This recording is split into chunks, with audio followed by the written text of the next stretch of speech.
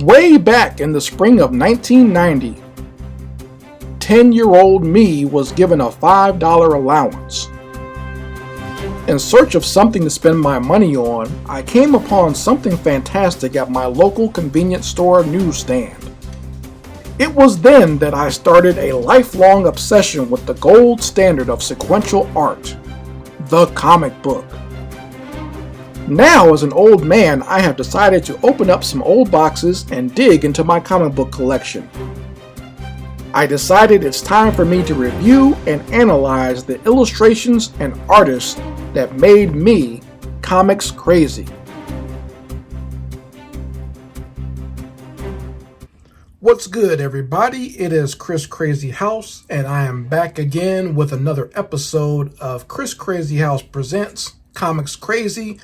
Today, we're going to be looking at Daredevil, the Man Without Fear, issue number 283.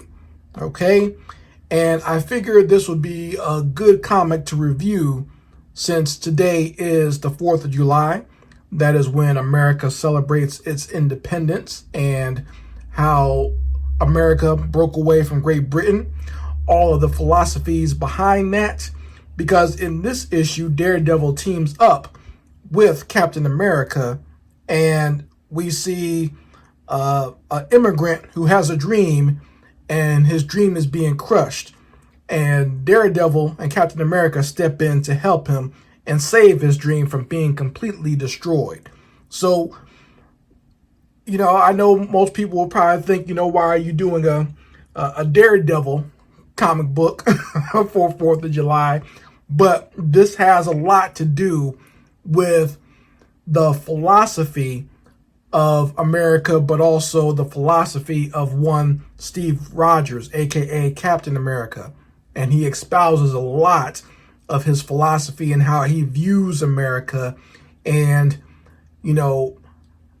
some hard feelings and hard examination of, how can he be the symbol of America when you have a country's government that does corrupt things?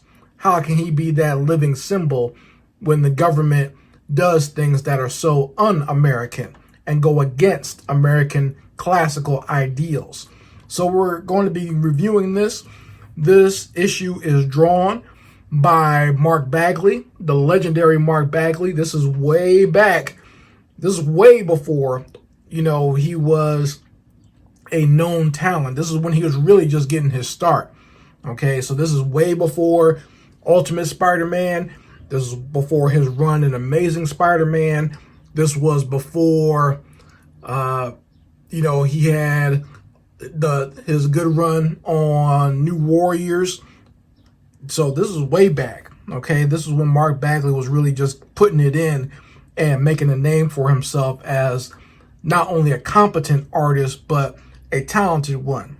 Okay, so you can see his style here, and I remember very much picking up this issue of Daredevil. Once again, this is back in the early 90s. This is when I was just kind of picking out different comic books to see which ones I would want to continue with, and I figured I'd get, more bang for my buck if I had a comic book where Daredevil was teaming up with Captain America. Like, I didn't understand exactly what was going on the cover about this man about to be crushed and these two trying to save him, but I thought, hell, this might be something interesting, so let me go ahead and pick it up. And it says here in the caption, against such a crushing weight, even the power of Captain America may not save them. Okay, so let's take a look inside. And this book is brilliantly written by Ann Nocenti.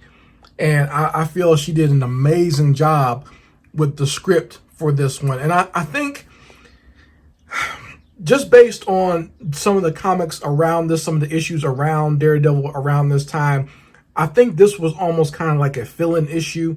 Okay, because Mark Bagley was not the regular artist for Daredevil at this time. And I think it was like a kind of like a fill-in issue of Daredevil. So it wasn't really meant to be part of what was going on in Daredevil at that time, but the story is very well done. Okay, so it starts out here with this man wrapped in the American flag, And, you know, it's titled The American Nightmare. Kind of standing out at nighttime, the moon behind him. And if you see up here, the man, he's actually jumping off a building. Like you think in the first page, the first splash page, this is something triumphant. Maybe something, you know, great or grand or whatever. But really what you have is a man who's kind of at the end of his wits and jumping off of a building with that flag wrapped around him. And you see the people saying they lost their grip. They're looking over here. And you have some people talking about, you know, this man was a liar. He talked about a flying car, but it never flew. And you see his face here, and you see that at the bottom where this man is jumping to, you see Daredevil and Captain America looking on in horror. So what you're seeing here is actually a glimpse of what happens at the end of this book. So we see what's happening at the end, but we're going to flash back to see how we got to this point. This is a story, you know, a story device that's been done a million times over, not just in comic books, but in just regular literature or any type of movie script. Think of movies like Fight Club, where we start off at the end and we don't know exactly how we got there, and then we start from the beginning to see how we got to that point. So think of it that way. So starts right here with Daredevil and the Inhumans and this young lady here. And once again, this is where we left off Daredevil in the last issue of his comic book. I can't even really say what was really going on, because I have that book where Daredevil is actually in like the netherworld or in hell, I guess you can say. But even reading it, I can't tell you what was going on. I didn't understand it then. I really don't understand it now. I would have to maybe read like a Wikipedia to kind of figure out what was going on with Daredevil at this time, because he's really more of a street level hero. But here he's dealing with some very supernatural forces. And, you know, for this one issue, he kind of walks away from the supernatural stuff to kind of go back to more of a street level and see what's going on. He feels like he's being called away. His senses are letting him know something's going on. So he kind of walks away from the supernatural stuff and the superpowered stuff, and he's going to go and see what's going on in this little town here in upstate New York. Just so happens, in the same town, we got Captain America walking around, just literally walking down the street in costume. People are kind of looking like, I guess that would be pretty cool. You know, it'd be cool to see any type of regular celebrity, but I guess in this world to see a superhero just walking down the street probably would be even cooler. I know, based on what I've seen of the Marvel Universe, if I saw a superhero walking anywhere, I would probably leave that town as quick as possible, because I would not want to be caught in any of the brawls that these superheroes have in this universe. The people are pretty much just collateral damage and, you know, casualties in this type of universe. But what they want you to focus on is Captain America's walking by a newsstand. He grabs one of these magazines and sees that, you know, America has been breaking international law and invading countries in South America like Panama, and, you know, using the war on drugs as an excuse. Okay, so, I mean, you folks can go watch a million documentaries about that, about the war on drugs and whether it was right or wrong, or read a whole bunch of books about the same subject, okay? I don't want to take too much time getting into that, but it was going on at this time, 1990, summer of 1990. That was a hot topic in the media, and they managed to put it in the comic books. And Captain America is upset because he feels like this has nothing to do with what America or the ideal of America is supposed to be about. You know, he's like, a country, I stand for this country and I'm the symbol of this country, and all it's doing is just invading other countries to get their natural resources and take over, and, you know, giving power over to dictatorships and everything else, and keeping drugs flowing in and out and whatnot. So Cap is upset, very upset, to the point where he crumbles the magazine and actually throws it back at the guy in the newsstand. So let's take a quick look. Once again, we got some classic ads from back in the day. Wrath of the Black Manta. This is a game that I never owned, but I remember playing it very much at a friend's house. We had a friend that lived across the street from us. we would go play it on his Nintendo. And I do remember the basis of the game. You were a ninja and you're trying to rescue these kids who got kidnapped by these bad guys. So I remember this one very much so. Very fun ninja game, very similar to like games like Shinobi. So if you ever played it, you know exactly what it is. They had a big ad campaign going on for this. I remember the commercials, the ads in the comic books and game magazines. So they advertised the heck out of this game. And back during this time, early 90s, ninjas were popular. We had Canon films with American Ninja, all the Shogi films and stuff like that about ninjas, Wrath of the Ninja, Revenge of the Ninja, all that good stuff. Ninja 3 Domination. So ninjas were popular at this time. So if you saw any games, 9 times out of 10, they featured ninjas in some way, shape, or form, whether it be Wrath of the Black Manta, Shinobi, Ninja Gaiden, even the game Bad Dudes, even though you're playing as the title characters of the 2 bad dudes and they're just really 2 white guys and wife beaters, they're still trying to rescue the president's daughter from ninjas. So, like I said, ninjas were popular around this time. So, back to the story. We are now, Captain America's walking down the streets after just leaving the newsstand, and he comes upon a man named Victor, a very talented inventor. And Victor has actually invented a car that actually flies, a flying car, and is made out of all, plastics and trash and old bottles, and it actually runs on harmonics. So just with using harmonics and sound, this car can fly. So this man is a very brilliant inventor, and he's also an immigrant to America, and he believes in the ideals of the American dream, that someone can come from another country and, have a great life and use their mind and ingenuity, and they can be something. They can be a great contribution to society. And Captain America sees this, and it actually cheers him up, and he's actually proud to meet this man. They shake hands right here. They shake hands, and it shows how the car actually flies off. He does like a little demonstration. The car flies through the air. And as Captain America is watching the man, fly through the air in the car, he notices Daredevil is hopping on the buildings. So that's when Cap decides, maybe I need to go follow and see what's up with Daredevil, because I heard he had been missing from New York, and he's wondering why Daredevil is following this flying car. So we get here, and we see the man, Victor. He's actually dreaming right now. He decided to take a little nap, and he's dreaming about his car flying around. And this is something that I identify with very much so, not just back then in the 90s when I first bought this book, but even now, that this man Victor, when they say he's a dreamer and he has a great dream of doing these things, he means that literally. Like, he dreams of creating this car, and that's how he got the idea and the know-how to put it together. He knew just from his dreams how to assemble this car. And, I can understand that as an artist, as a creator. Most of my ideas come from my dreams, or that whole idea of, like lucid dreaming, where you're kind of half awake and half asleep. That's where he comes up with a lot of his best ideas.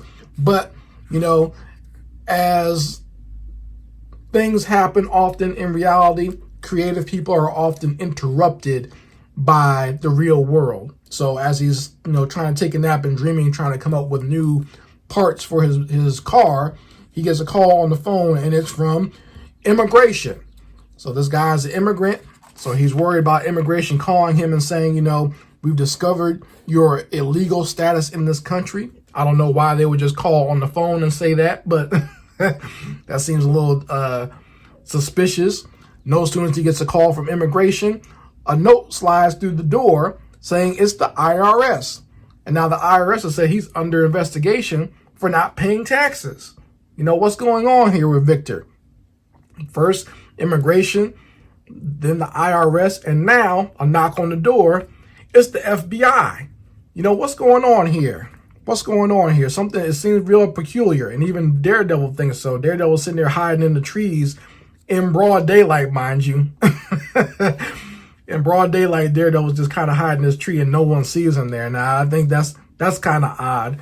And now you have even Captain America kind of show up, and they're both very suspicious of this man who claims to be an FBI agent. Okay, because Daredevil, he has the heightened senses, so he kind of listens to this man's heartbeat and realizes that, yeah, this guy actually does work for the FBI, but he's lying about why he's there. And Daredevil even smells that the FBI guy has some cocaine. So what's happening is the FBI is actually going to go into Victor's house and plant some cocaine on him. So he's busting in his house to search. So, this is before everyone knew about the government bringing drugs into this country. Okay, but they're insinuating that, the government it plants drugs on people to get their own political and corporate ends. So this comic book is ahead of its time by even putting that out there. But, we here in the black community knew what was going on to begin with, but I'm glad that this comic book even acknowledges the corruption that goes on within a lot of law enforcement agencies, especially ones like the FBI. So anyway, Captain America and Daredevil meet outside. They decide that they're going to go help Victor and find out what's going on. And once again, you got this FBI guy looking around for the best place to plant his drugs.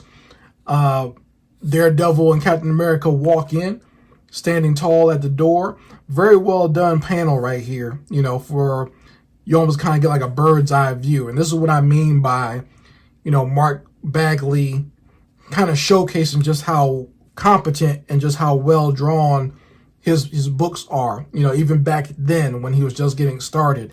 And I think, if I'm not mistaken, Mark Bagley started out as one of those artists who actually just went ahead and submitted a portfolio of their work and was able to get a job working in comics. That rarely happens. It wasn't nepotism. He didn't know anybody. It was literally just submitting, a portfolio and resume, and he got the job. So I've always appreciated him as an artist, just for that. I mean, he's very talented, very cool guy. I got a chance to meet him and his daughter a couple of years ago. I think it was 2013. And, like I said, very cool individual. Back to the book, though. And you see that the fake FBI guy was about to plant the drugs, and Daredevil and Captain America want to know where is his warrant. He needs to show a warrant, badge, orders. Dude gets spooked and decides to roll out, saying, I was going to plant some drugs, but, if these two superheroes are here, I can't do that. So, poor Victor, he has the FBI, he has the government on him. So on one side, they're trying to take him down with both the FBI, the IRS, and immigration. Now, the media has turned on him. They said that his flying car was a hoax. So now even the media is stretching out to try to get rid of him. So it's a grand conspiracy against this man. This man makes a flying car that does not run on oil, that does not run on, any type of gas, that just basically runs on harmonics. So he's a threat to the industry, the oil and gas industry. And they're trying to destroy him now. Well, not just government agencies, but also the mainstream media has turned on this man. So, switch to later on at night, and we have a cool conversation between Daredevil and Captain America. Now, this could be boring, but even as a youngster, I really enjoyed this conversation where Captain America is kind of espousing his ideas about America and how he kind of feels torn that America and his government has become just a bunch of just kind of enforcers for corporate interest, and they no longer follow the ideals of America. Now, anybody with any sense or does any type of real reading will probably feel that, hey, the whole ideals of America were just that. They were just ideals. That's not reality. But, Captain America has always been a true believer. That's why he is Captain America.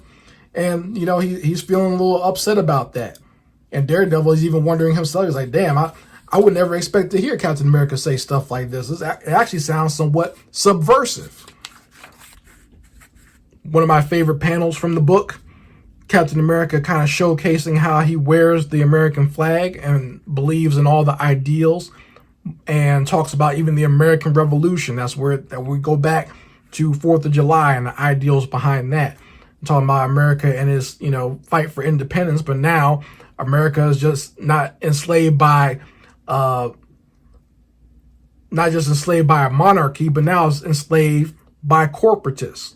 So, and he's wondering, like, what is he to do when he's supposed to be the symbol of America, but this is what America is doing now. And even Daredevil has to kind of sit back and remind him, like, it wasn't just about Americans having their dreams destroyed.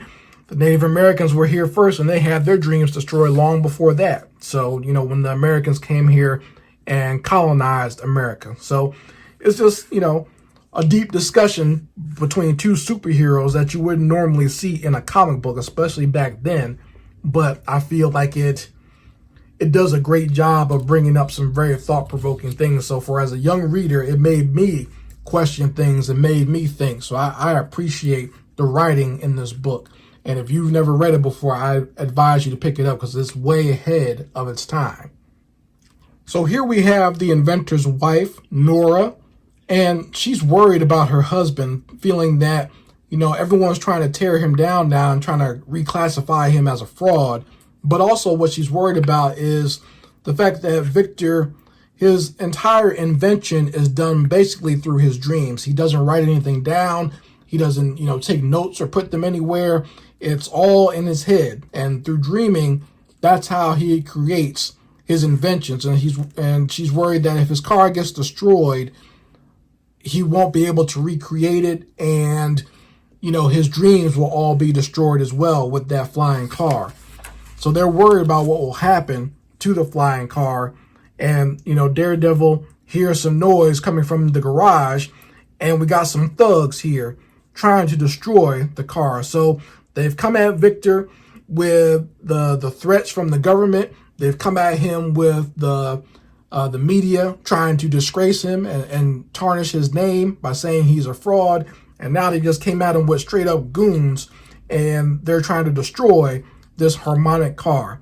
But luckily our heroes are here, or at least that's what we're supposed to think at first, where, Daredevil and Captain America going to fight these thugs. Now, this is another great splash page here of Daredevil and Captain America running at the thugs. This is a panel or a splash page that I used to try to copy when I was a youngin'. I used to, put my sketchbook next to it and try to redraw it as best I could. This is also what I use as a guide as far as like redrawing, or just, if I was drawing my own version of Captain America and Daredevil. This was the splash page that I used. Very well done by Mark Bagley. I love this splash page a lot. Get you right into the action. It's coming right at you. And here you go right here. Daredevil and Captain America beating up the thugs. I have to say though, like if I was just a regular old human thug and I saw two superheroes running at me, one who is basically a metahuman, I don't think I would try to fight them. I think that would be the day that I, decide to be a coward or just give up, or maybe just pretend that I got hit. I just fall on the ground and pretend I got hit and just stay there and be as quiet as I could, okay?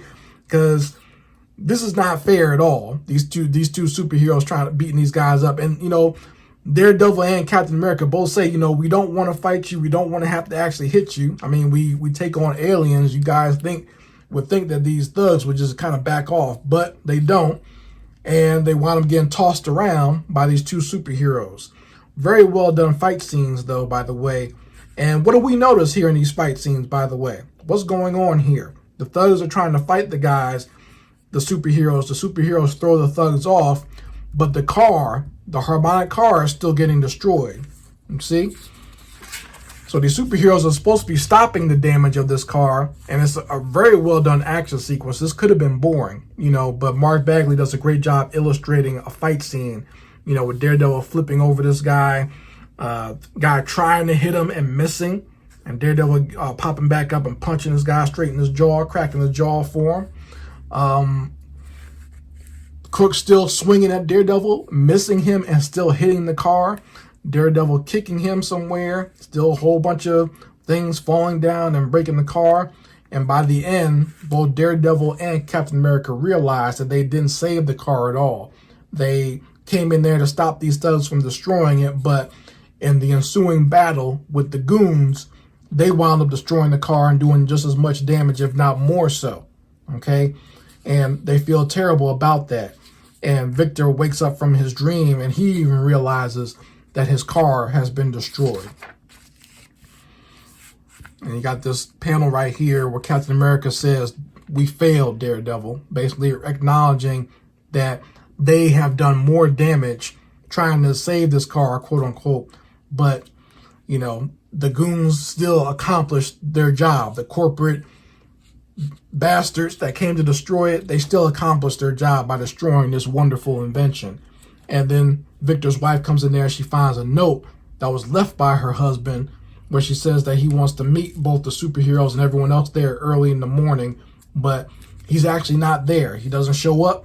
He actually shows up on top of the building. And this is where we come to the part of the end of the book where there's a man standing up on top of a building with the American flag wrapped around him. So it's Victor. Victor is the one standing on this building getting ready to jump. And from all that we've just seen, what the story is hinting to is that Victor is going to take his own life because his dreams have been destroyed. He's been attacked in the media. He's been attacked by the government itself. He's been attacked by these goons and these corporations that want to destroy his invention. Everyone seems to be against him, and even when the superheroes try to help, it's to no avail. So this man is at the lowest point he could ever be. And everyone's watching as right now it's on TV of him about to jump. And here we got this final page, or second to last page. And you see him kind of looking off into the stars as he jumps off. And even Captain America and Daredevil are worried that there's nothing they can do. And we see Victor actually pull the flag off of his body, and we see it float into the air. And all of a sudden, Daredevil has a smile on his face. Everyone's kind of like wondering, like, what is he smiling about? Not even I was wondering this as well. And then all of a sudden, through this flag, you see Victor's legs go straight up into the air. So you kind of click over here to see what happens. Victor has made a new invention. He's made his own rocket pack, and he's flying through the air. So even though his harmonic car was destroyed, the car that was going to be his great invention, his great dream, was destroyed, he still achieved his dream by making a rocket pack, and he flies into the air. And this time, he's got the mass media there and everyone else who thought he was going to end his life, and they're seeing and witnessing for all to see that he's not a fraud, that he is someone great. And his wife is just sitting there so happy, saying, "He dreamed his dream again. He can fly. That's the man I know and love." And as that flag falls down, Captain America catches it and says, "And this is the flag I know and love." And that's the end of this book. So you get to see a man who had a dream and thought that his dream was destroyed and, you know, that there was no hope. But you got to see him keep believing and reignite his dream, and he still got to fly. He still found a way to win and fly. So that kind of reignites Captain America's own feelings of, you know, Cap was having some bad feelings about being the symbol for America when America does so many bad things. But he's found that there are still people out there who believe, and, you know, that helps his own beliefs as he catches the flag. So I appreciate this story, okay? I don't get it confused, because I'm not someone who is super patriotic, but I can understand the ideals that people and characters can believe in. And I think for a superhero comic, I do believe your hero should have some beliefs that you can identify with, and it should be somewhat pure, okay? Because I think that helps you to believe in the idealized world that these heroes exist in. I mean, they're a modern mythology, okay? It's not supposed to be super realistic. You can have some real problems, but at the end of the day, they should reach the heights of those ideals, and the things that you would think would be unattainable in the real world. It's good to have the good things and the good guys win in these types of books here, okay? So that is the end of this issue of Daredevil 283. Like I said, one of the more interesting comics from that time. Very well written. Not something you would expect from a superhero comic. Is ahead of its time and some of the things it predicted and some of the things it showcased with the government, the corporations, and the mass media working in tandem to create certain narratives. You see what they did to poor Victor. Okay, so I hope you folks enjoyed this. You folks let me know what you think about this comic book.